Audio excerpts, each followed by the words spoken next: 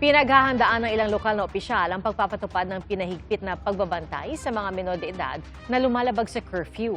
At babala pa ni Interior Secretary John Vic Remulla, tututukan din ang mga nagiinuman sa labas, gayon din ang mga nagbividyoke paglagpas ng alas 10 ng gabi. Saksi si Katrina Son. Enhanced curfew ordinances para sa mga 18-year-old and below. Ibig sabihin, mula 10 p.m. hanggang alas 5 ng umaga ay bawal nang gumala sa kalye ang mga kabataan. Isa umano ito sa tututukan ngayon ng DILG at ng pulisya. Bawal na kayo sa kalye after 10 p.m. Umuwi na kayo sa mga bahay nyo. Okay.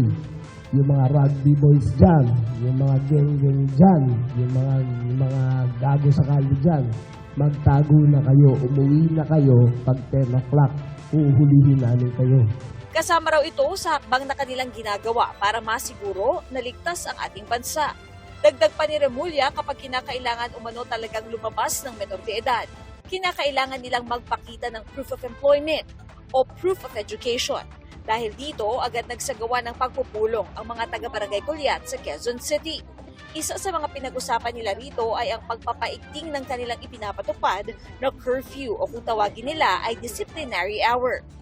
Mas maganda po dahil national na ang nagsasabi nito. Mas magkakaroon to ng ngipin. Pag 10 o'clock dapat wala ng mga batang nakakalat sa lansangan. Isa rin daw sa ginagawa nila ngayon ay ang 24 oras na pagmomonitor sa mga CCTV ng barangay. Dito, nakikita raw nila kung may mga hindi sumusunod sa curfew.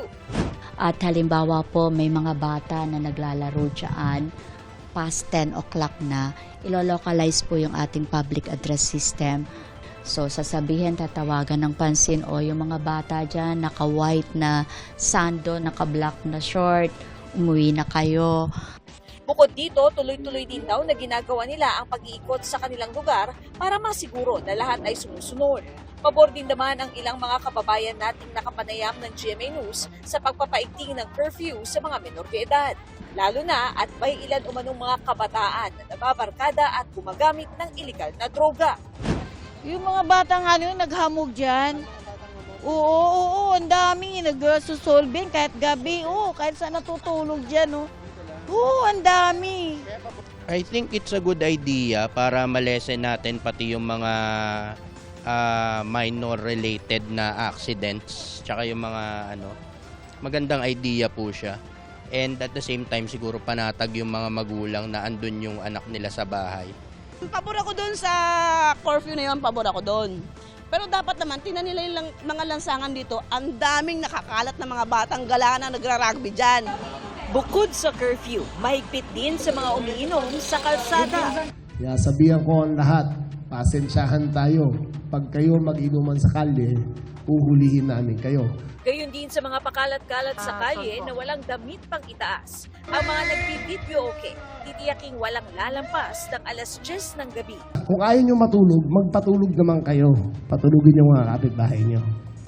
Ako si Katrina Son, ang inyong saksi.